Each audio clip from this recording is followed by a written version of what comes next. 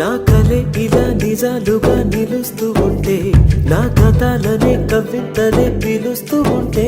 ఈ వరాలుగా ఉల్లాసమే కురుస్తూ ఉంటే, పెదవికి చంప తగిలిన చోట పరవశమేదో తోడవుతుంటే, పగలే అయినా గగనంలోన తారలు చేరెనుగా. నిజంగా నేనేనా ఇలా నీ జతలో ఉన్నా,